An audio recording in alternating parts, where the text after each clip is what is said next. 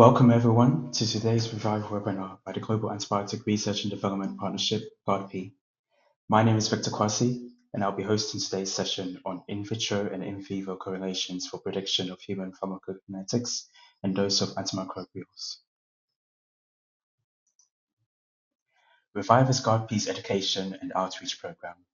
It aims to connect and support the antimicrobial R&D community by facilitating learning, sharing knowledge, and connecting people. These webinars are part of our educational activities. All webinars are recorded and are freely available to view after the live broadcast on our website, revive.gardp.org/webinars.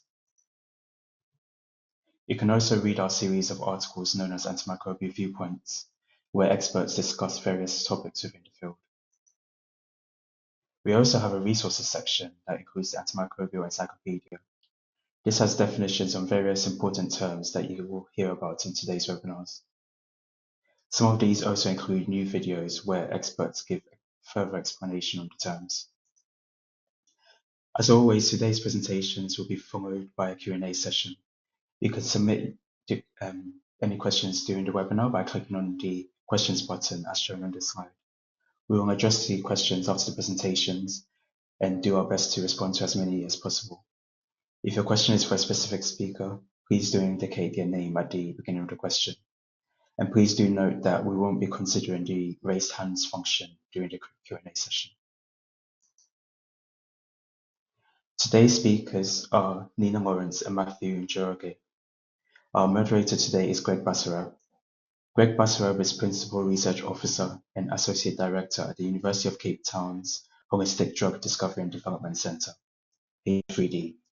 He lectures at the UCT Medical School on drug disposition and pharmacology. He has worked on various aspects of antibacterial and antifungal infection research for over 30 years at AstraZeneca and DuPont. He was an associate director leading multiple discovery project teams for novel mode of action antibacterial drugs and was responsible for 3 drug candidates that have entered into human clinical trials, including some for DASIN. Greg received his PhD in chemistry working in total synthesis of natural products from MIT in the USA, and he is the primary inventor of 2 clinical candidates, the inventor of over 30 patent applications, and author of over 50 publications in peer-reviewed journals. Thank you, Greg. I now hand over to you for today's webinar. Okay, thank you, Victor. So I have to say it's exciting for me to be introducing both speakers today, as I know them both quite well, and I can attest to their cutting-edge knowledge of drug metabolism and pharmacokinetics, which is the subject of our seminar here, including the translation to human PK and dose prediction using preclinical data. So our first speaker will be Nina Lawrence, who has 18 years experience working in DMPK, working in both academia and industry. She is currently the director and team lead for DMPK design leaders at AstraZeneca in Sweden. She leads a team of scientists working on early stage drug discovery in respiratory and immunology therapeutic areas. Nina's work focuses on modeling preclinical data to predict human PK and human dose towards progressing their new therapeutic candidates. Previous to AstraZeneca, Nina worked at the University of Cape Town with the Holistic Drug Discovery Development Center, H3D, in South Africa, and including working closely with Mathew, who will be the next speaker. She, at H3D, at University of Cape Town, she headed the ADME group and the African drug metabolism efforts. So please, Nina, begin your presentation. Thank you very much, Greg. And let me take control. Good afternoon, everyone. And as Greg mentioned, my name is Nina Lawrence, and I'm going to be speaking about in vitro and vivo correlations for human PK and dose prediction. Just to mention, as I currently do work for AstraZeneca, this research that was conducted in this presentation was all done at the University of Cape Town while I was employed at H3D. So none of it is anything that I've done at AstraZeneca.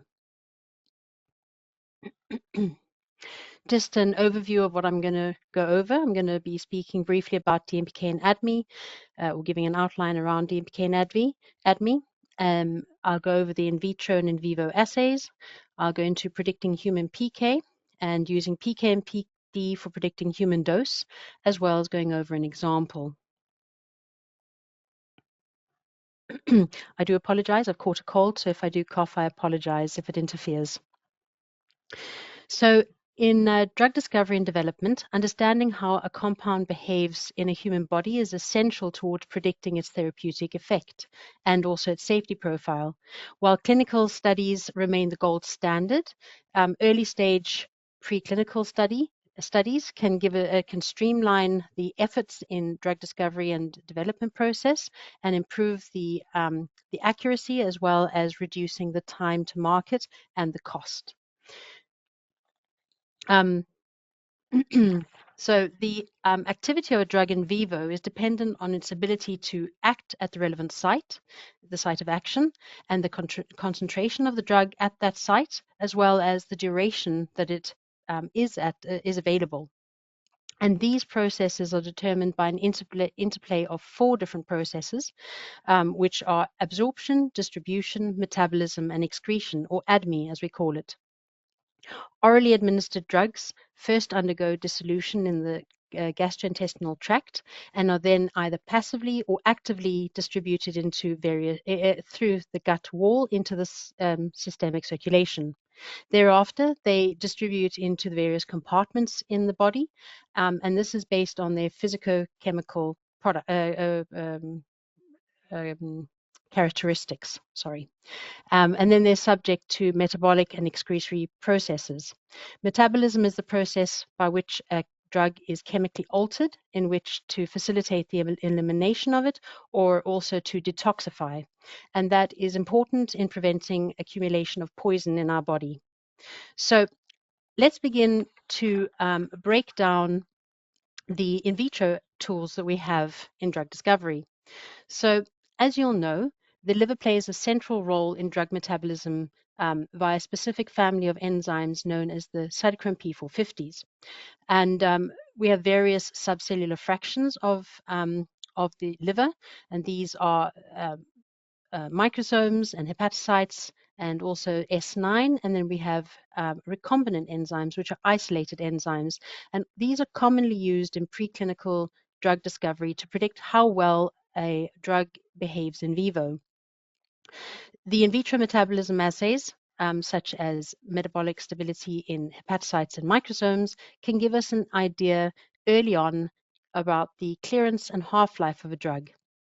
We can also make use of these same subcellular fractions in order to investigate the drug-drug interaction, whether the compound is a victim or a perpetrator.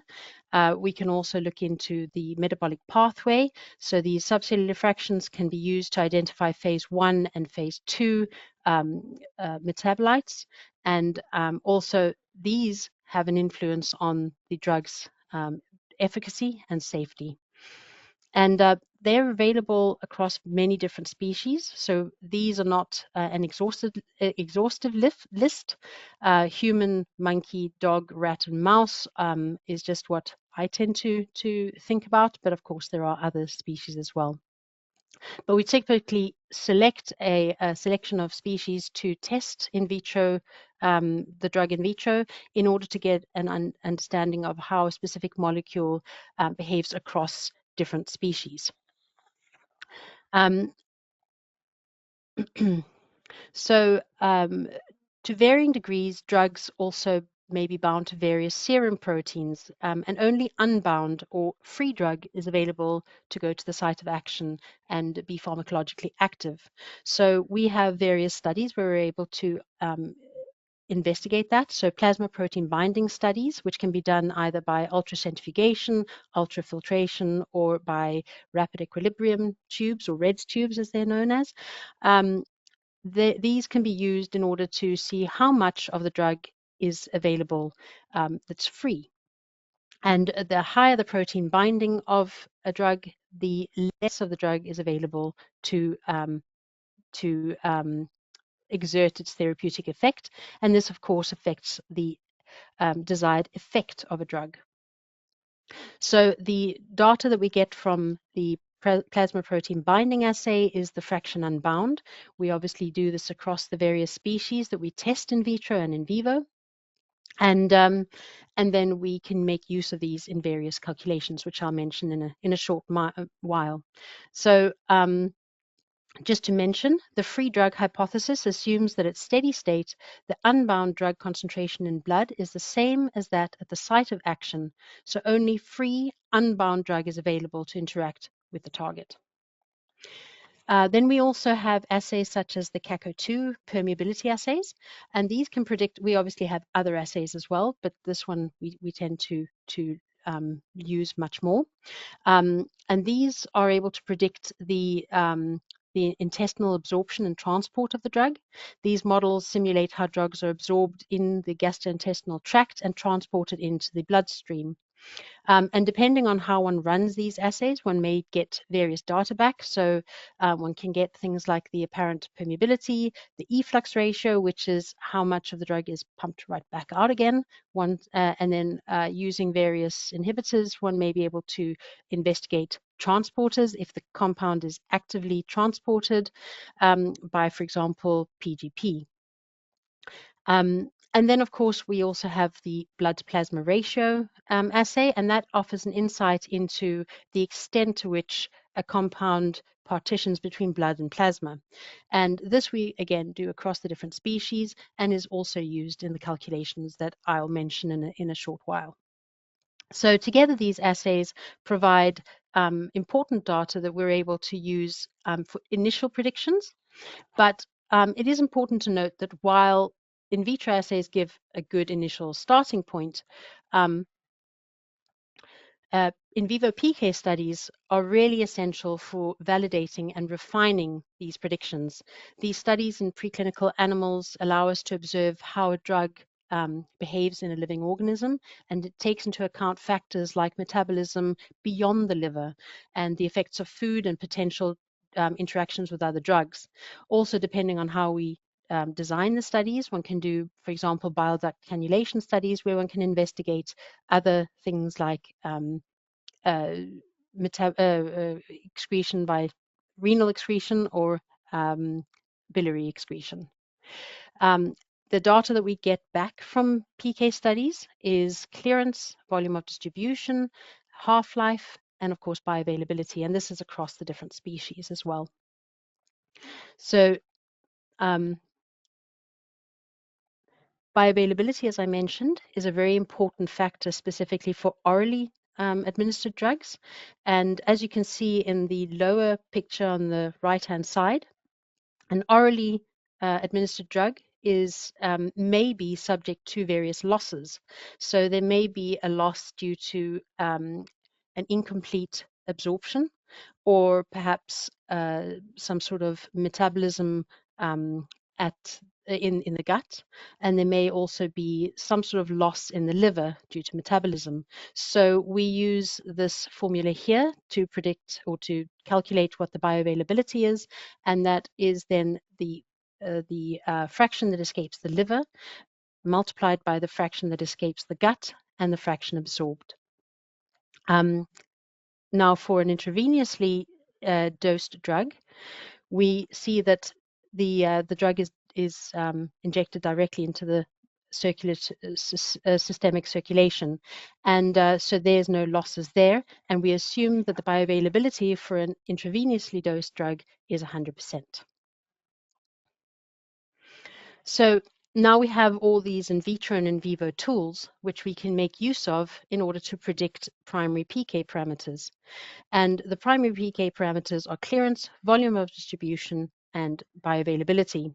Now, obviously early on in a drug discovery project, you may only have in vitro data. And therefore, what you can do is you can use in vitro hepatocyte microsome stability data to predict what the in vitro intrinsic clint or clearance may be, the clint value.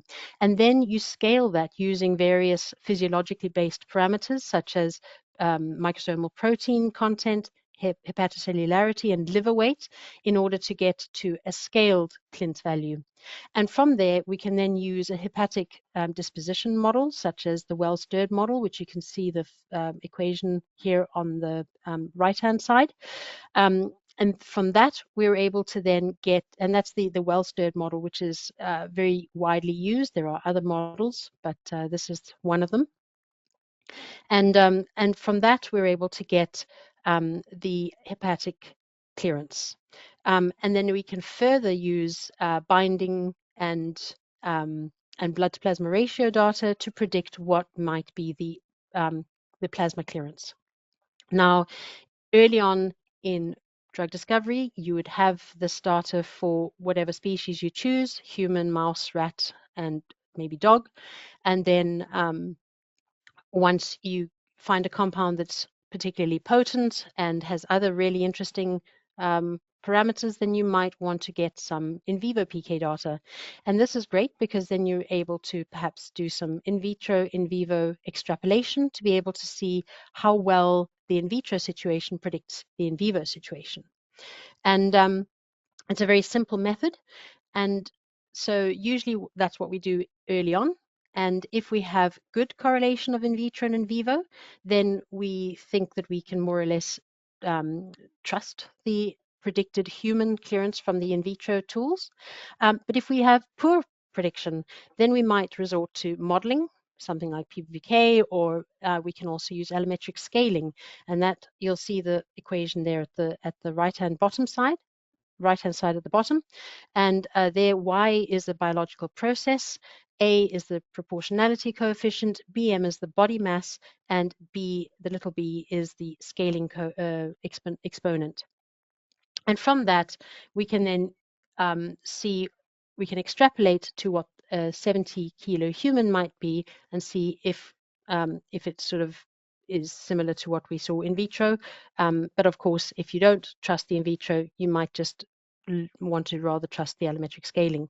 You can also use the allometric scaling to predict the volume of distribution. You can, of course, also use phys-chem properties to predict, and you can also use modeling, such as Oyetosa method, to predict the volume of distribution. And then the bioavailability can be predicted by various phys-chem properties as well, but you can also use averages across the in vivo PK, or you can model it. So there are various ways of getting the different primary PK parameters. Then you might use some sort of integrated modeling method. Either you can use PBPK, which is physiologically based pharmacokinetic modeling, or you can just use simple non-compartmental or 2 compartments or something in order to get a predicted PK profile, as well as the secondary parameters of area under the curve, Cmax, which is the maximum plasma concentration, as well as half-life. And these are key parameters that influence dosing regimens. So at times, we may also find that there are differences in metabolism across the different species. We may find that there are differences between individuals in the same species, and we find that often in both animals as well as humans. And then occasionally we also find sex differences in metabolism, which leads to inter-individual variability in PK.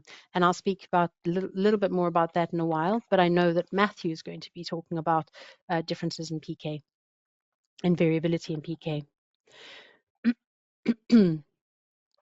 So now that we have a good idea around how to use in vitro and in vivo data to contribute to predicting human PK, how does this information tie into pharmacodynamic data, or PD data, in predicting the optimal dose? So for many drugs, and certainly for antimicrobials, we need to ensure that a drug reaches a therapeutic level in the body for a sufficient period of time. And for example, for antimicrobial drugs, there are two main methods of two main approaches that we may use to for the dosing strategy, and those are time above MIC, the minimum inhibitory concentration, and that means that we explore the unbound concentration of the drug that is required that remains above the MIC for a certain dosing interval. And then the other method that we use is the Cmax above MIC ratio.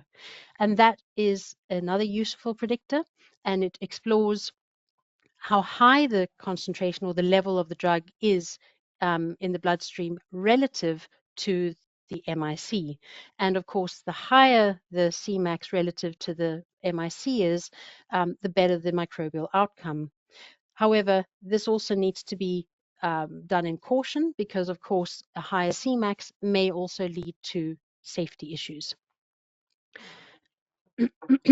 So using all of the data we have now, so the PK and the PD, one can then do a PBPK model where we integrate all the data, and then one can explore the desired drug exposure that is needed for a specific patient population.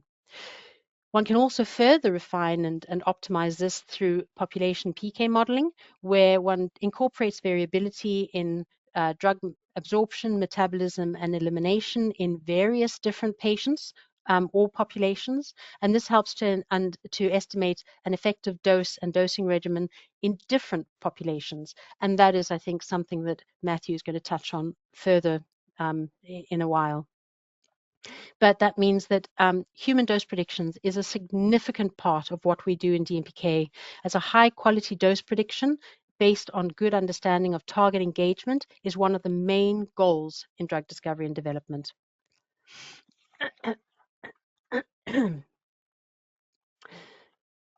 So how would this look? I'm just waiting for my slide to move. No, I'm not getting to the next slide. Oh, there we go. So how would that look in real life? So back in 2018, when I was still working at H3D, we were looking at UCT943 as a preclinical candidate for treatment of malaria. You can see on the right-hand side the structure of UCT943. It's a weekly basic drug, and it is the solubility of this drug is pH dependent, with a worse solubility as the pH goes up. We did a lot of studies in vitro. We started off with in vitro studies where we looked at the metabolic stability in both hepatocytes and microsomes across mouse, rat, dog, and human. We also looked at the binding assays, both in plasma protein binding as well as non-specific binding in the incubations, and that's to take that into account so that you don't have underestimation of the clearances in vivo. Then, of course, we also looked at the blood to plasma ratio, which we also did across the various species. And all of this was taken into account when we scaled. And we used the well-stirred model in order to get predicted plasma clearances across the different species. And if you look at the very first table on the left-hand side, you'll see that these are the predicted plasma clearances. And unfortunately, I've got a typo there. This is not the free clearances. This is actually the total clearances across the different species in microsomes and hepatocytes. And here you can see that there's no real discrepancy across the two different in vitro assays. We have 2 to 3-fold differences where there may be slight higher predictions of the plasma clearance from the microsomes. We then also did the PK studies, which we then used in vitro and vivo extrapolation to have a look at how the in vitro situation predicted the in vivo. And so, as you can see, the observed in vivo plasma clearances from across the different species, mouse, rat, and dog. We didn't do monkey in metabolic in hepatocytes and microsomes, so we weren't able to do the same correlation there. But for these 3 species, we were able to see that especially the hepatocytes are very predictive of what happens in vivo, with a 1 to 2-fold difference only. But then we did want to investigate whether the scenario would change when using, since we had the cyno-PK data. And there we go. And this is the allometry that we did, where we took into account all 4 species. And this is the log plots of plasma clearance versus body weight and volume of distribution versus body weight. And as you can see, the R-squared values are pretty tight at 0.955 and 0.999. That shows that we haven't got too much scatter in the data, and we felt that it was something we could use to extrapolate to human. And so using a 70-kilo human, we predicted from allometry that the human clearance would be 3.3 mil per min per kg, which is very, very much in line with hepatocyte data. And we also predicted the volume of distribution, which was 6.3 liters per kilo, which is moderately high, but not unheard of or strange for a basic drug. Something that to note is that we also tend to look at the unbound volumes of distributions across the different species, and if they should be quite consistent across the species, at least within 2 to 3-fold. And we had around 1 to 1.5-fold differences, and so that was pretty good.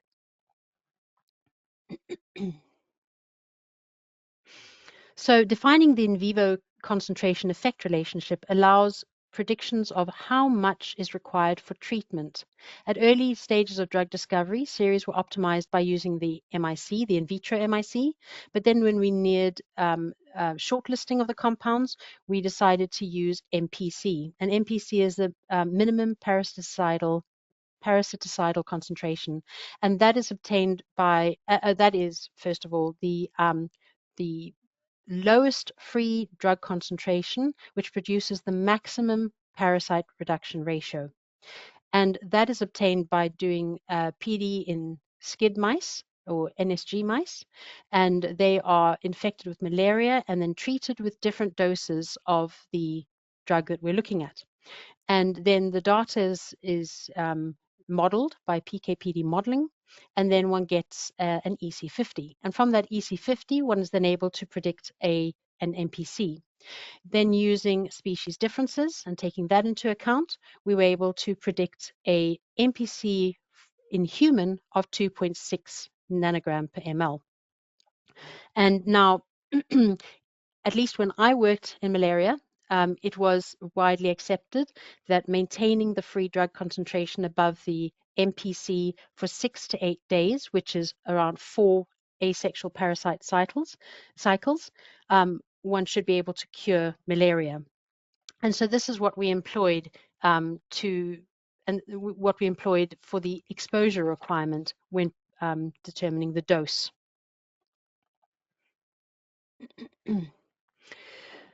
So having a look at the secondary parameters of the PK parameters of this drug, we have a rather long half-life of 27 hours. And we also had a very, very potent drug. And so we thought we would investigate what single dose may be required to maintain the drug concentration above the MPC for 6 to 8 days. We made use of normalization and Wajima transformation in order to use the dog and the monkey data independently. And we came up with a single dose of 50 to 80 milligrams of UCT being 943 being required to cover the MPC for 8 days. Now, that's where this story ends. And this is all published. I did link to the reference on the first slide of this example.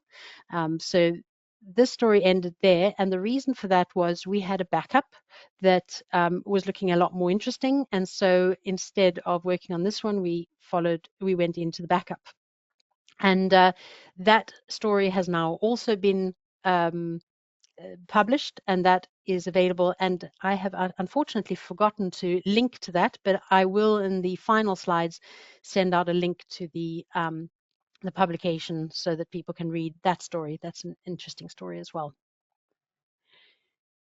But in conclusion, what we do in order to predict a human dose is obviously this is a long drawn out scenario where you're testing lots and lots of compounds to begin with. So it's an iterative process. Not all compounds have every single data point given to them. So you don't throw every single compound into PK studies. Instead, you evaluate their potency and other characteristics by various in vitro assays. And then you get an early prediction of what may happen in vitro, as mentioned before. Then you refine that using the in vivo PK data, and eventually you should be able to do a human dose prediction and using both the predicted PK values and the PD.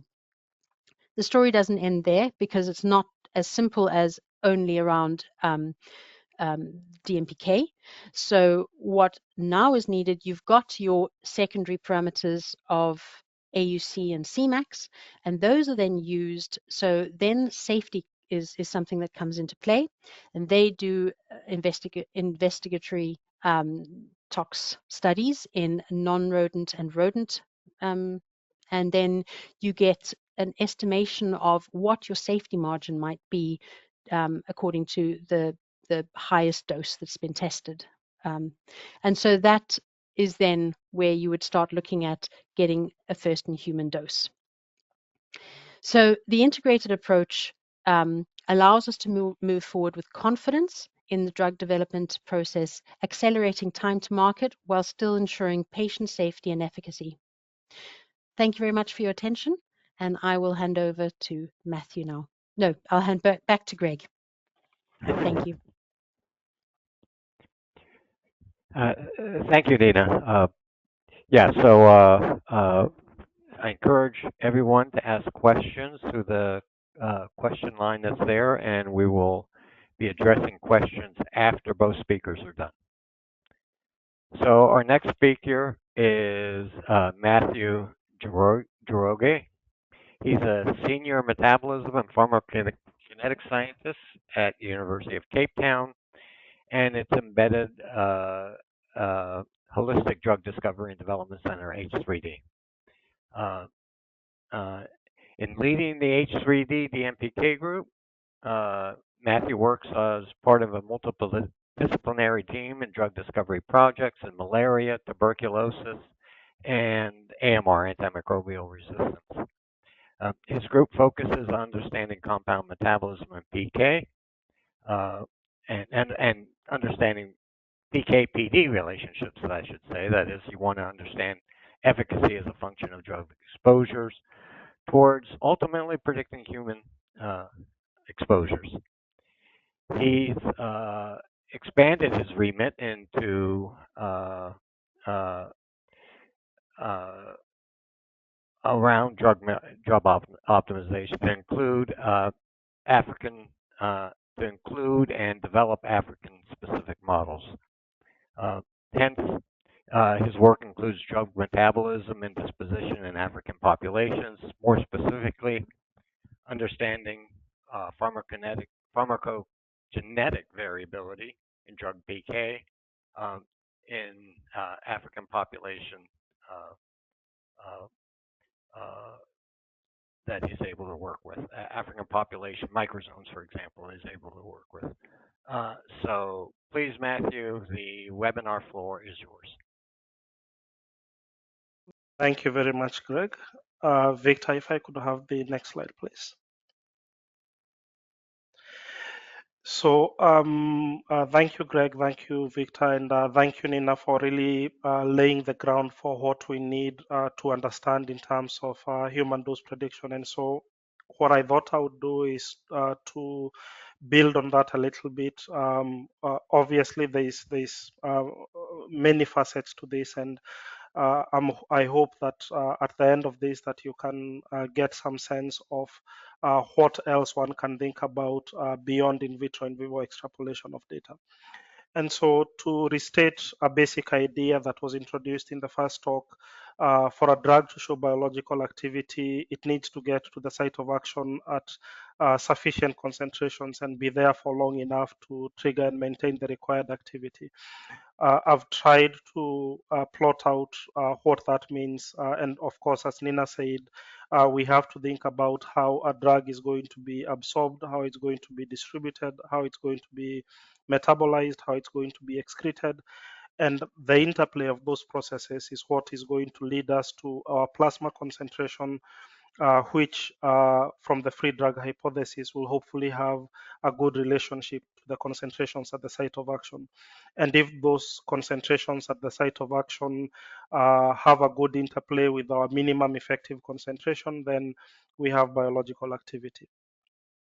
And on the next slide, we can start to think about the various ways in which PK and PD can link. That's the relationship between concentration and the biological effect can link together. And since this is an antimicrobial drug discovery audience, I thought to pick a few common examples from the field. So again, as Nina mentioned, there are a few different ways one can make this link. So one can think about the relationship between the concentration that is achieved in vivo and the minimum effective concentration. And that tends to be the case, for example, for aminoglycosides. On the other extreme of that, one can think about time above the duration of time that is achieved above the minimum effective concentration. And that tends to be the case, for example, for beta lactams. And of course, we can combine concentration and time terms to have AUC, area under the curve, which is essentially just as it says, the area under the plasma time concentration curve. And that relationship might apply, for example, for azithromycin and linezolid. And I've just tried to summarize what some of this data might look at with two different examples. So the first example is of a meropenem cilastatin combination in a mouse lung infection model. The way these studies are performed is that you perform within the same model, you have different doses, maybe some fractionated doses, and then have a measure of the biological effect. And when you're able to analyze the pharmacokinetic data, then you can see which of the data that you have best correlates with the biological activity. And so in this case, the biological activity is the reduction of bacterial colony forming units in the lungs at 24 hours. And the first graph there is looking at time above MIC, then at Cmax of IMIC, and then AUC of IMIC. And as you can see from the plots, we get the best relationship there with the time above MIC. And so in this example, in this model, that's the parameter that's most important for understanding the biological activity of the compound in vivo. If we pick an example from the other side of the PK-PD relationship, this is daptomycin in a mouse dye infection model. And again, we're looking at multiple studies in the same model where we've monitored PK and monitored the decrease in bacterial colony forming units. And there you see the first plot, which is time above MIC, doesn't really show a relationship, while the concentration terms, Cmax and AUC, show a much stronger relationship, leading us to expect that that's the PK/PD link for this compound. And why it is important to understand the PK/PD is that it gives us a target when we start to think about the human dose. So are we optimizing the human dose, or are we optimizing the properties of the compound to achieve the longest time above the minimum effective concentration, or are we optimizing the drug to get the highest concentrations that we can achieve, or the highest free exposures that we can achieve in the system? And that follows into how we understand human dose. And in the next slide, we can start to think about how one might think about some of these relationships. And on this slide, I've summarized what might be one of the simplest ways to think about human dose, and that is thinking about human dose as a function of what we call the CAV concentration. That's the average unbound concentration at steady state. If you like, it is the area under the curve divided by the time. So if we monitor PK for 24 hours, then we can calculate the CAV by getting the free AUC and dividing that by the time for which the PK study was performed, or the PK samples were collected. And then the other important term in this equation is the intrinsic clearance, which is the maximal rate that the compound of interest is going to interact with hepatic enzymes if we assume hepatic metabolism, ignoring any restrictions due to binding or blood flow. It's essentially a value that tells us if I have, in a theoretical scenario where I drop the compounds and the enzymes directly in the same tube, what do I see? And so it's a measure essentially of what the and that's why it's intrinsic. What's the enzyme's ability to handle this compound. And then the other important term there is the fraction absorbed.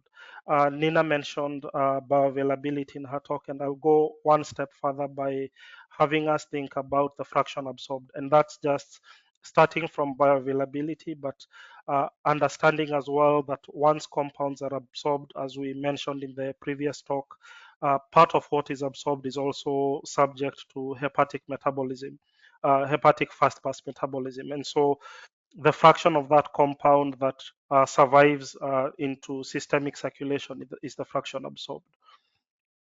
And it's possible to then think about this equation, and tau is the duration. So if we're thinking about a drug that we give once a day, then tau is 24 hours and so on.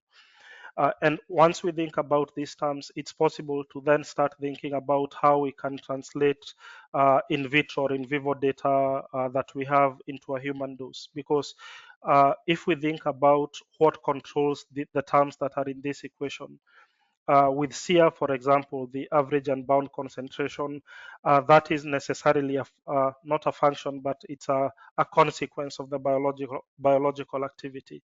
If we have compounds that are not potent enough, then that means that for us to see biological activity in vivo, we need to have really high compound concentrations. And that necessarily implies that we'll need to have high CF values in order to observe biological activity. And then intrinsic clearance ties to metabolism. We are assuming in this case that it's the parent compound's activity that we are most interested in. So the higher the value of intrinsic clearance, the more we are losing the compound of interest to metabolism processes. And the less of it we therefore have available for biological activity, which then means that we need a higher dose. The additional term there is a fraction absorbed, and essentially, if we are giving a 1 gram tablet that, like we might do in a number of antimicrobial therapies, we don't want to give 1 gram and lose 900 grams to clearance and to excretion. We want as much of the drug we are giving to end up in vivo. And so if we're able to focus on solubility and permeability of the drug, we improve fraction absorbed, and by improving the amount of drug that we are taking up, we might end up with a lower dose. And you'll find this equation represented in a few different ways, but the similarities in all these equations will always be that we need to understand what our target concentration in vivo is. That can be the CAV, can be the Cmin, can be the Cmax, can be whatever concentration we are interested in. We'll need to understand the clearance of the compound, and that can be represented as intrinsic clearance, can be represented as elimination rate or as something else.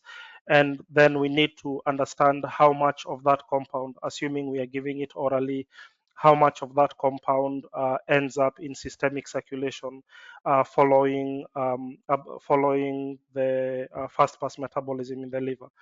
And that might mean that we work with bioavailability, that we work with Ka, for example, which is a parameter on rate of absorption. But whatever the terms are, these are always going to be the things that we keep on coming back to. And the beauty of this equation is that it also allows us to see how dose might be different. So of course, we are already saying that if we have uh, 10 different compounds and all of them have the same clearance and the same fraction absorbed, but one of them is 10 times more active than the others, then you would necessarily expect that the required in vivo dose for that would be 10 times higher. But it also takes us to a slightly different consideration, which I've tried to summarize on the next slide.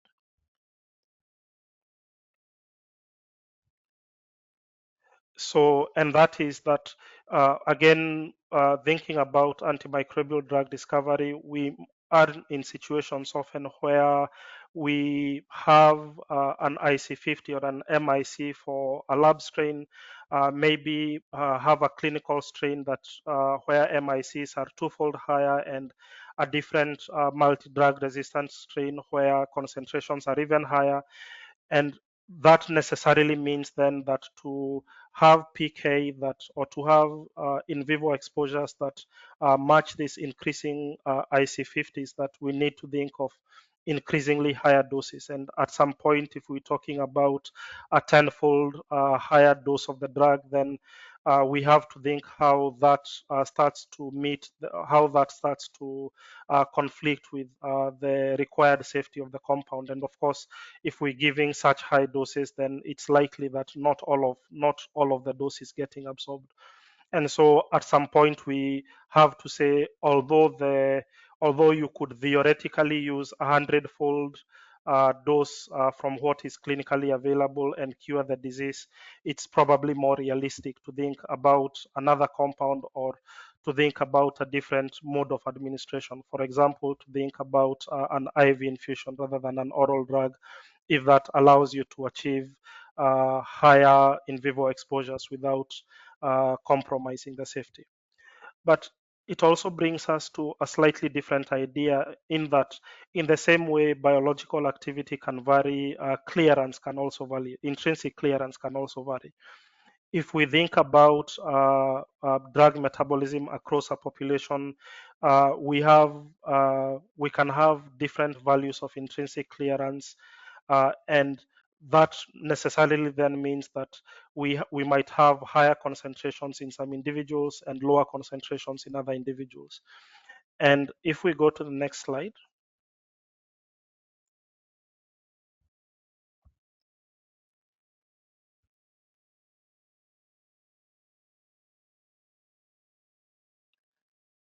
I'm waiting for the slide to load.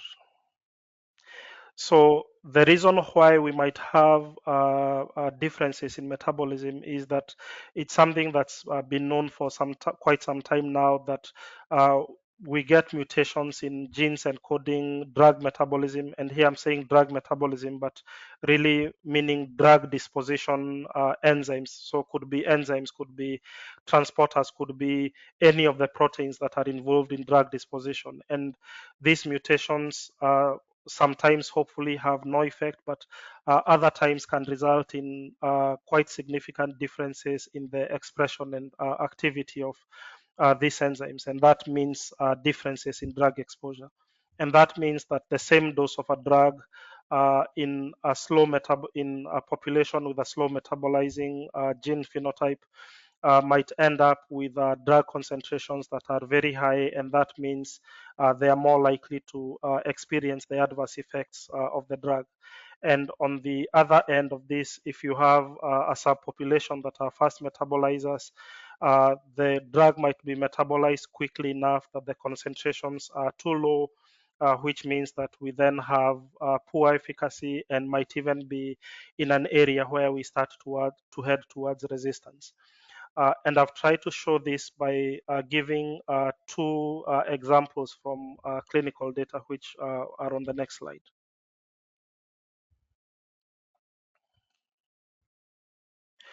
So here I've given the example of efavirenz. Efavirenz is an antiviral compound, and until a few years ago was one of the mainstays of HIV therapy. But efavirenz is also metabolized through a polymorphic enzyme, CYP2B6. Polymorphic meaning that we have different versions or different variants of the enzyme with different activity.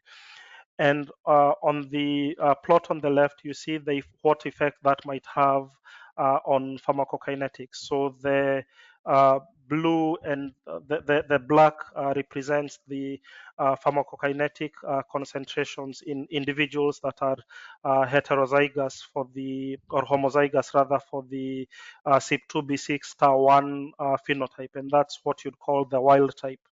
And then essentially what you'd call quote unquote normal metabolism. Of course, not saying others are abnormal, but one would say that that's maybe what one would expect if you are working with CYP2B6 and didn't know about other mutations.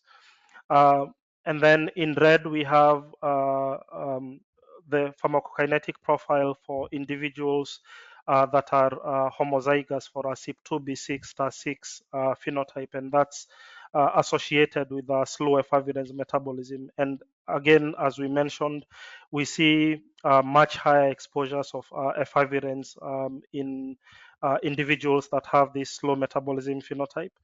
And it's not just slow metabolism and leading to high concentrations, and that's the end of the story.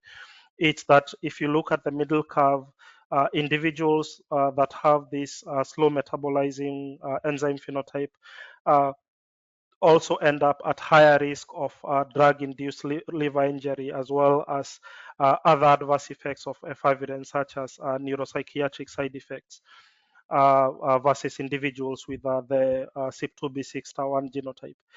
And this is, of course, already a concern, because it means that there is potentially a subpopulation of patients that is experiencing adverse effects while or is experiencing a higher frequency of adverse effects while receiving the same dose as everyone else.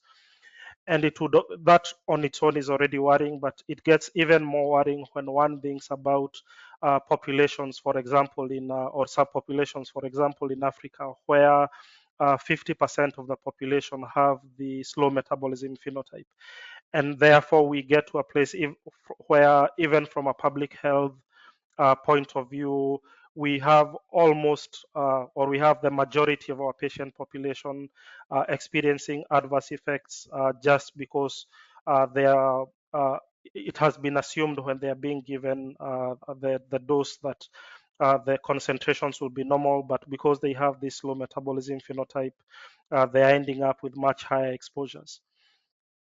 And to the extent that recent studies have even been performed that suggest that in African populations where this slow metabolizing variant is very common, that it might work better to have half the dose of efavirenz, which still gives, interestingly, around the same antiviral effect while reducing the incidence of adverse effects.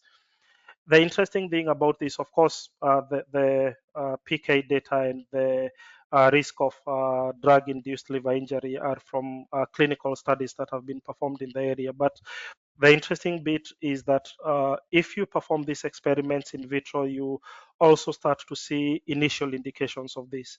So in the plot there, I've not labeled the variants, but you can picture this. The y-axis represents the enzyme activity of the variants, and the x-axis represents the concentrations of efavirenz. And you can see that there can be quite a difference between the slow metabolism variants, which have low specific activity, and the variants that can metabolize efavirenz much more quickly. And the fact that this can be observed in vitro means that, again, picking from the last talk, that we can connect these ideas to physiologically based pharmacokinetic modeling, or to in vitro in vivo extrapolation of data, and be able to predict these effects before they happen. And that takes me to the next slide, where we'll go through a different example.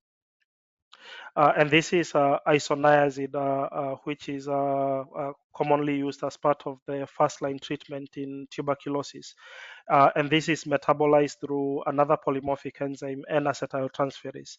And the plots might not be clear, but going left to right, it's essentially the slow metabolism phenotype with the highest concentrations, then an intermediate concentration where you see concentrations reduce, and then a fast metabolism phenotype which has the lowest concentration. And you see that as well when you look at the AUCs, that you can distinguish between the different phenotypes, and that additionally that there can be quite a difference between the fast metabolizers and the slow metabolizers. There is conflicting evidence on the association of N-acetyltransferase 2 and adverse effects mediated by isoniazid, likely because it's can be quite a complicated picture sometimes, but there is no question that if you have patients that have tenfold, fivefold concentrations higher than a different subpopulation of patients, that there is something there that probably needs further optimization. Again, with isoniazid, we can look at these concentrations, or we can look at this data from an in vitro perspective, where studies have demonstrated that in vitro that you can distinguish between the metabolism, between isoniazid metabolism by the different variants of N-acetyltransferase 2, and again pick out the clearly fast metabolism variants from the slow metabolism variants. And again, that means that there is an opportunity here for newer drugs or for drugs in the pipeline to think about how in vitro data can better be connected to physiologically based pharmacokinetic modeling or other techniques, so that before we go to the clinic, we have an understanding of these effects, or at least know that this is a possibility, so that during the dose optimization that takes place in clinical development, there is a bit more attention that's paid to this.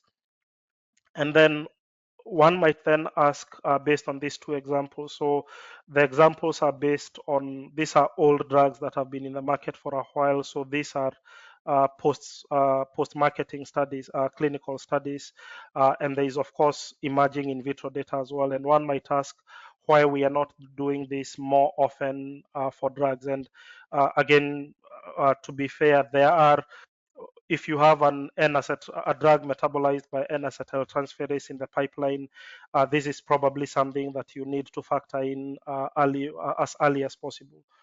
But the complication, other than that, that a lot of this science is still growing, is that we need three things to successfully translate these findings. We need, it helps to have some clinical data, because whatever we see in vitro will need to rely on clinical data to confirm the hypothesis and make whatever dose adjustments that we need. And then the next thing that we need is that we need to have a good understanding of genetic variability and the role that that plays, and the frequencies that we have across different populations. And then, of course, on the pharmacodynamic side, we also need to understand the variability that we might see there as well, and how that might impact the selection of dose in those populations. On the next slide, though, I try to summarize some of the challenges that we have, or some of the gaps in data that one finds when we start thinking about these ideas.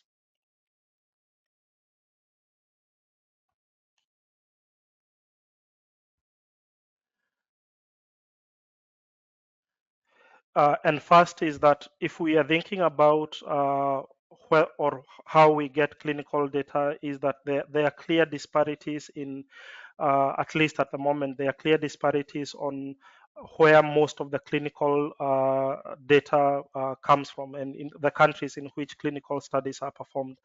And that means that, for example, that for me as an African drug metabolism scientist, if I'm looking for African PK data in order to decide whether there is a pharmacogenetic effect or not. There is a likelihood that there are very few studies performed, and as you see on the plot below, the studies in Africa are concentrated in two different countries in North Africa and South Africa that might not necessarily represent the genetic diversity that is found on the continent. So that's one gap, and that's something that people brighter than me will hopefully figure out and see how we can get to a place where we have more studies being performed, not only in Africa, but also in other neglected populations across the world.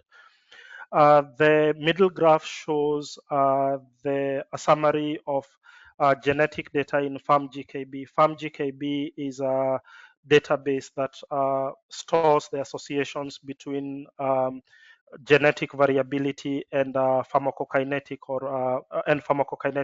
variability.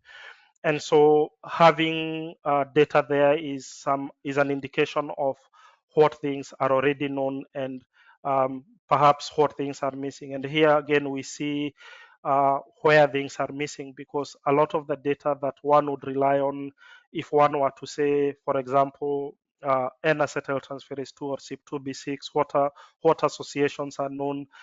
A lot of the data that is in the database is of people with European ancestry, and a very small percentage of that, I don't know whether it's visible, but less than 5%, as at the time of this publication, was from African populations. And so again, in addition to having a lack of clinical data, there is also a lack of genetic data in African populations. And then for this audience as well, I try to find something on the antibacterial side. And again, of course, these databases might not be completely representative of the breadth of research that takes place in the field, but this is an example of one database where they've summarized the sources of bacterial genome data that have been deposited. And again, here we see that there is only 3% of that data from pathogens that have been sampled in Africa, which is comparable to country level collections. For example, you see Canada at around the same proportion. And what all this speaks to is the need for much more data, both in African populations and hopefully in other neglected populations where this is the case, because without that data, then it's difficult during drug development to anticipate these issues. And in an ideal world, we want to identify these issues, we want to perform the required dose optimization before we expose any patients to harm, or before we expose many more patients to harm. And so I'll wrap up there, and on the next slide, I'll summarize the key ideas that we've discussed. First, that we can understand human dose as a combination of the concentrations that we need to achieve in vivo, which, as we've said, are a function or are a consequence of the minimum effective concentrations that we need to see biological activity. So if we have more potent compounds, we need lower doses. And then a consequence, the dose is a function as well of intrinsic clearance. So if we have compounds with lower intrinsic clearance, compounds that are more stable in hepatocytes and in microsomes, then there's a chance that we end up with lower doses. This, incidentally, I've used the example of microsomes and hepatocytes, but if in the antimicrobial world, some of our drugs are cleared renally, then that also applies to that. That if we have drugs with lower renal clearance, then we might need lower doses to achieve the concentrations that we need in vivo. And then, of course, that if we have compounds that are better absorbed, we end up in an area where we can potentially have lower doses. And to all this, we need to remember the variability that is inherent in the measurement of clearance, in the measurement of pharmacodynamic activity, and to remember that we need to factor that in when thinking about dose. And then, of course, at the end, as we've said, there are still gaps in genetic data, in clinical trials, and in preclinical systems that need to be filled for this to become more common. And again, there are a lot of studies in other populations where this is already much more common, and so it's getting beyond the common areas where these techniques have been applied into antimicrobial and into neglected disease space, where there is a real chance to make a difference to patient populations. Thank you very much, and I welcome any questions. I hand back to Victor and Greg. Thank you.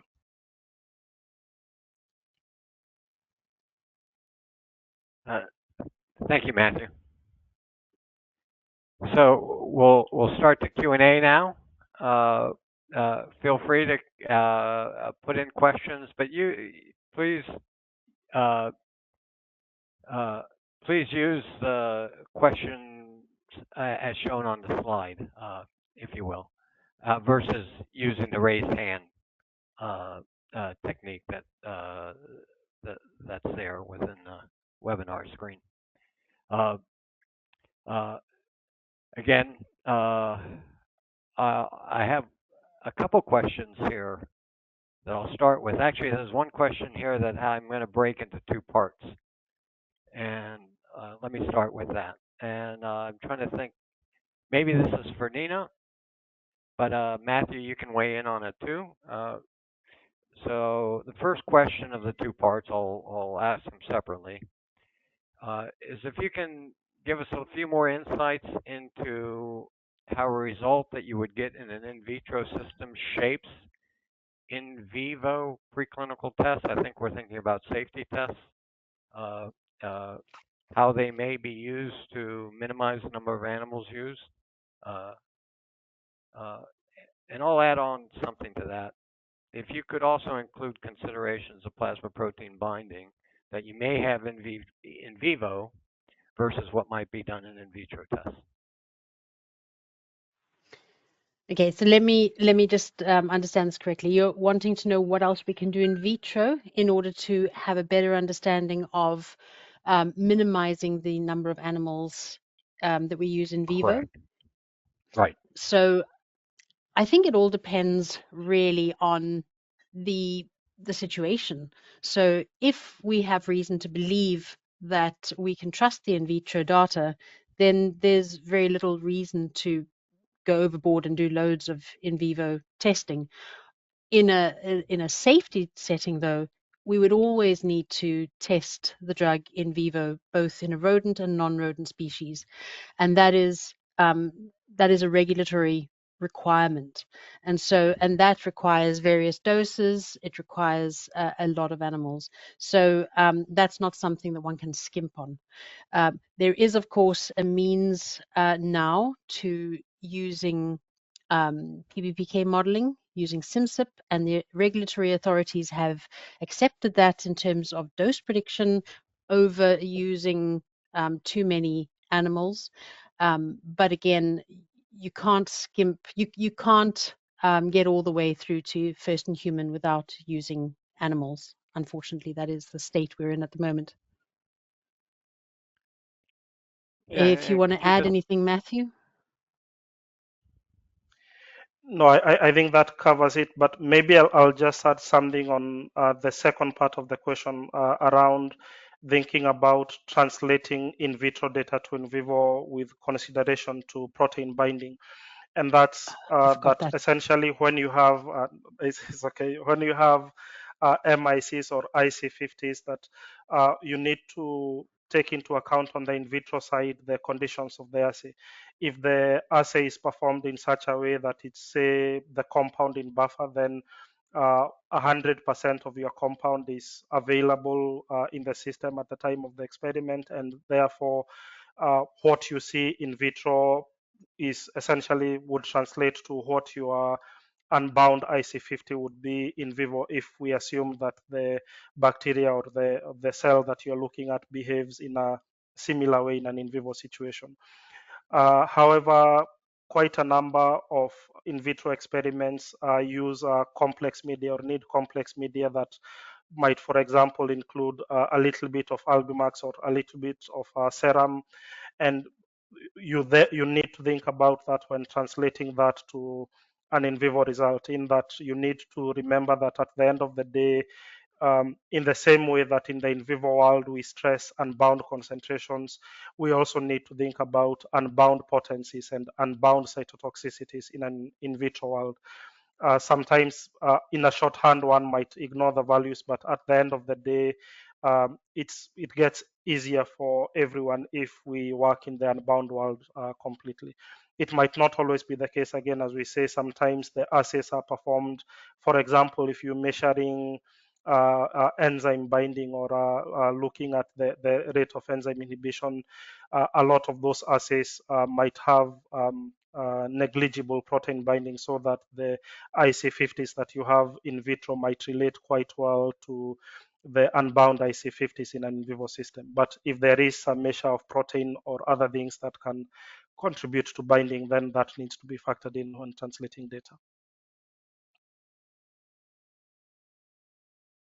Yeah, and another question has to do, and this is kind of a two-part question that was asked, and this is dealing for someone who works in lung infectious diseases, and this is a PK/PD correlation in the ELF.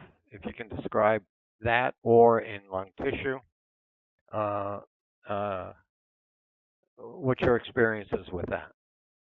For dealing with lung infections. Yeah, maybe just to say that, of course, as we've said, at the end of the day, what you're most interested in is concentrations at the site of action. And if your site of action is in the lung, then you need to understand those concentrations. But the nice thing is that the lung is a fairly well perfused organ. So if the compound is freely permeable, then the levels that you have in plasma, again, going back to the unbound drug hypothesis that Nina introduced, the unbound levels in plasma should have a good relationship with the unbound values that you achieve in lungs. However, again, at the end of the day, what you want is concentrations at the site of action. And so if there is a clear disconnect between unbound levels in plasma and the pharmacodynamic effect in the lung, then you might not have an alternative other than essentially to find ways of measuring that, but also to highlight Nina's point again that there are increasingly ways to perform some modeling that might help to predict some of those values. But of course, some of that might need some initial data before you can perform it more reliably. And just to add to that, it is very difficult to estimate the level of binding in the various areas of the lung. And so that isn't so seamless. Yeah, and have you all worked with lung surfactant as a tool to understand surfactant binding? I haven't, no. Yeah. So I'll mention a lot of times lung surfactant is used and added to your in vitro assays to give a measure on whether you get a shift of whatever your biological readout is. Similar to adding plasma serum to in vitro assays. What's used sometimes is porcine surfactant, as well as this Cervanta, which is some mixture that's supposed to mimic lung surfactant. It's a commercial trademark name.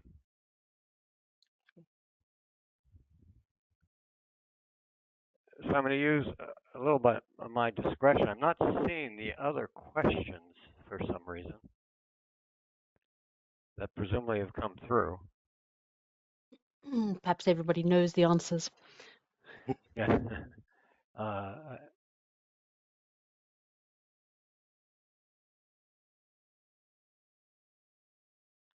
Okay. Okay, I see how it's supposed to be working. Okay. Okay. Okay, so this is a question. It's kind of similar to what we asked before. So somebody is asking How important or critical is plasma protein binding of either the drug molecule or its metabolite to determine human dose? And what stage of discovery is plasma protein binding important to evaluate? Sorry, Greg, you said that too fast. Half of what you said was chopped up. Sorry, could you repeat I'm that? sorry. So how important is plasma protein binding of either a drug molecule or its metabolite to determine the human dose? And what stage is this taken into account for evaluation? Well, plasma protein binding is extremely important to be able to correct. So when you've got your early stage data, you would want to correct, because what we are looking at and what we should be working with is unbound drug or free drug, and that's something that Mathew said very recently. And so using protein binding, we don't use it in optimization. What we do is we want the values so that we can correct our predicted PK values and our actual PK values in vivo with this binding value, and that's what's important. So when you did your allometry work that you presented, you did total drug concentration. How much more accurate if you account for plasma protein binding? In the allometry, we actually use the unbound. You use the free. Okay. Yes. So there are different levels of allometry. You can use very simple allometry, which takes no corrections into account, and then you can correct for plasma protein binding, and then you can continue with brain weight or life expectancy corrections. So it depends on what scenario you've got. Yep. I believe there's another question, but it hasn't come through. It kind of slipped by. I'm wondering if it could be sent to me again.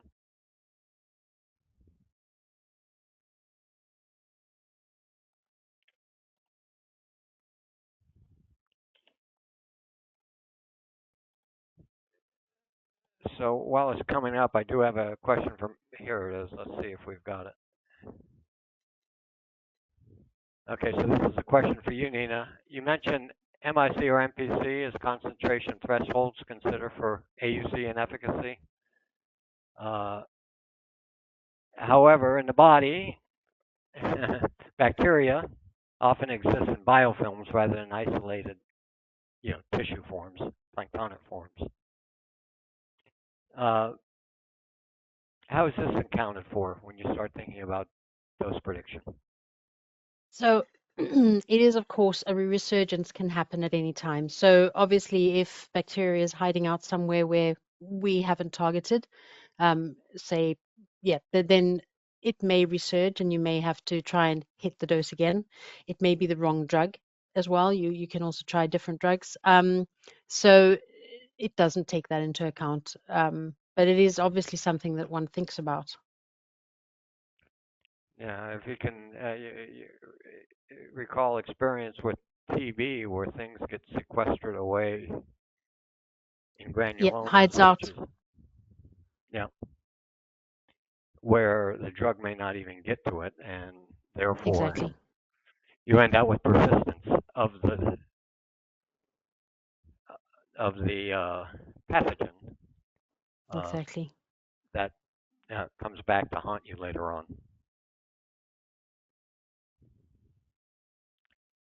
And I'll use my discretion in asking you a question, Mathew, and this is with respect to the isoniazid metabolism. So NAT2, we would not pick that up in microsomes. Would we pick it up in hepatocytes, or do we only pick it up in vivo? We can pick that what's metabolism up between what we might see in hepatocytes versus in vivo. So we pick that up in hepatocytes. The nice thing with hepatocytes is that they're essentially just liver cells. So assuming they've been extracted properly, they have the full complement of drug metabolizing enzymes. N-acetyltransferase 2 is otherwise what is called a soluble enzyme. So as you perform your fractionations, the microsome fraction ends up containing what are called the membrane-bound enzymes. So things like cytochrome P450s are membrane-bound and they are enriched within the microsome fraction. So if we want to use subcellular fractions, then we would need to use either an S9 or a cytosolic fraction to study that activity. I'll mention as well, I don't know whether they've published it, but there are people that are looking at, for example, working in hepatocytes with that express different variants of N-acetyltransferase 2, and they've actually had quite good success in demonstrating that at hepatocyte level that you can make this prediction. The data that I showed in the slides, I think, is a recombinant N-acetyltransferase 2 expressed in insect cells, which is again an additional way to study this. So there are no N-acetyltransferases circulating extrahepatically. They are primarily hepatic. You get small levels in other organs, but they are primarily hepatic. And for the most part, the data that you get from hepatic fractions tends to translate fairly well to the in vivo situation. So here's another question that came through. Is there a method of evaluating renal clearance in vitro, similar to hepatocytes for hepatic clearance? If no, how accurate is the assumption that hepatic clearances will predict the total clearance? So it's not something that I've done, but I know one can get kidney subcellular fractions as well, or kidney in vitro tissue that one can use. It's not something that we've done. Usually one would perhaps require some in vivo, or at least that's what we've always based it on, is in vivo BCD, so bile duct cannulation studies, where you then collect feces and urine, and then you see what proportion of the metabolism is based on renal or biliary clearance, and then you can work your way backwards. Yeah. Or you look at drug excretion in the urine versus what you might get from a bile duct. Yeah. Cannulating a bile duct.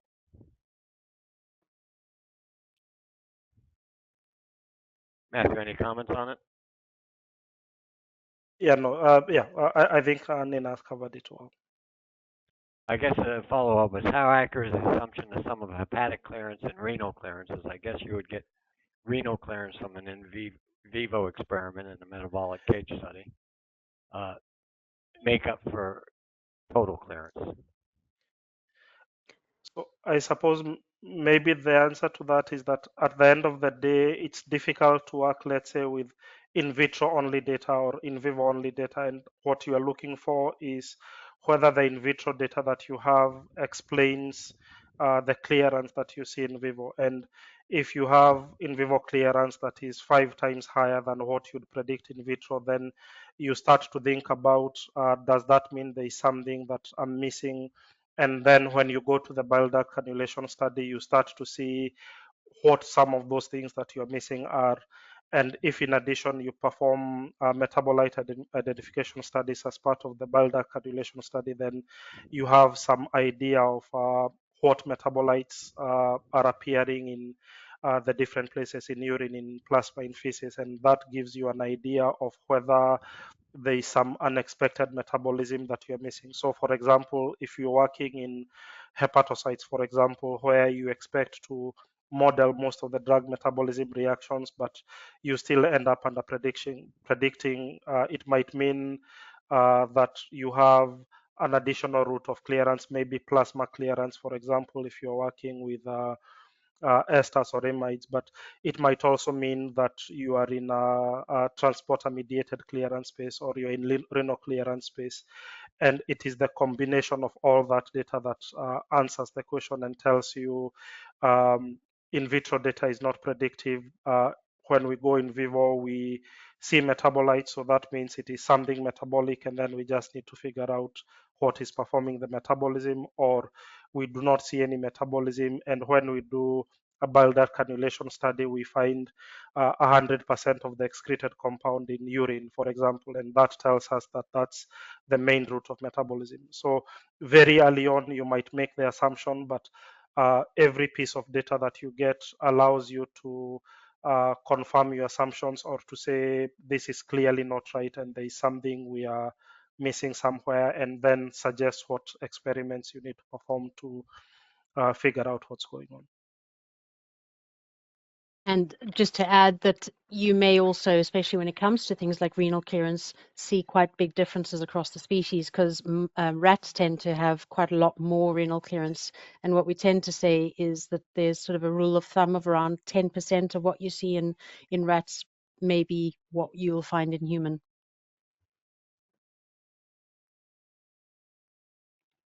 And what's your experience of variation in, if you will,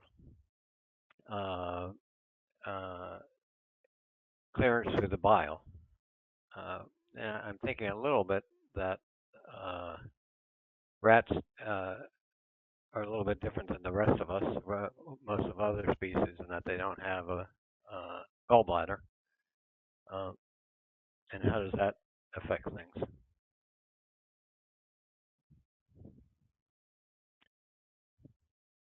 Anyone? I've worked very little with that, with biliary cleared compounds. So I'm going to let Mathew answer that. I think he's done a bit more in vivo VK. Yeah, I don't know. I think it's always tricky to think about this, but maybe broadly speaking, one might think of compounds that end up in bile as essentially compounds that ended up in hepatocytes and then could not diffuse out, or the rate of active transport from the liver was higher than the rate of passive diffusion. And so when things leave the liver through transporters, they tend to end up in bile.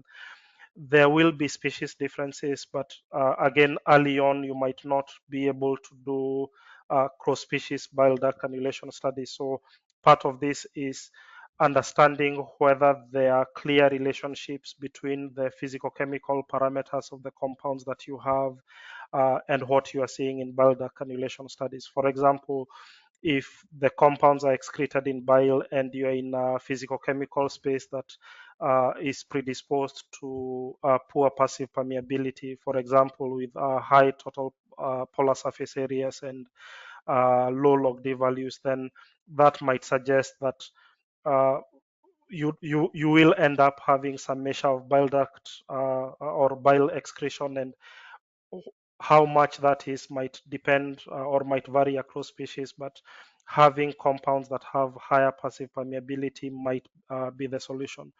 I'll also mention that with physiologically based pharmacokinetic modeling, the models are getting increasingly good at predicting based on physicochemical parameters, again, whether compounds end up in bile or end up primarily going through metabolism.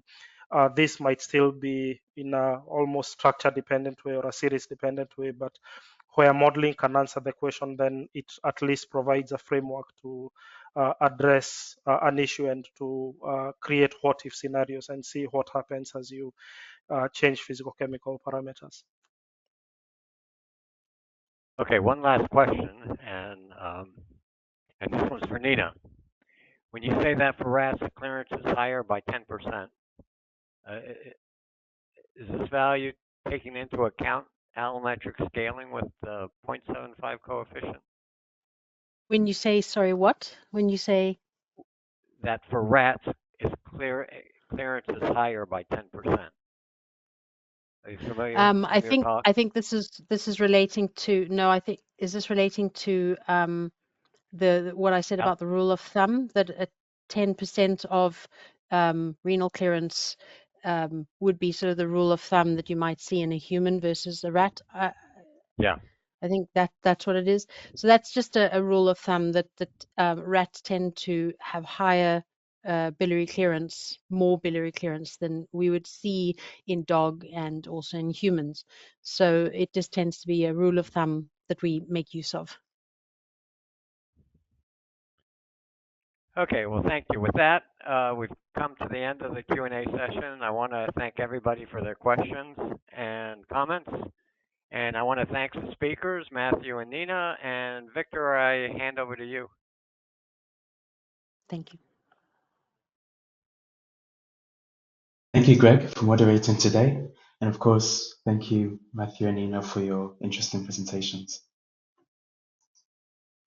So you can already register for our Next Revive webinar. This will be on the 3rd of April, where we will explore the latest developments in using AI and machine learning to design new antibiotics. Join us then, and please spread the word in your networks. So that will be all from us. Thanks again for joining today and for contributing to the discussion. I hope you found the webinar interesting and useful, and that you will join us again in the future. Thanks again, and goodbye.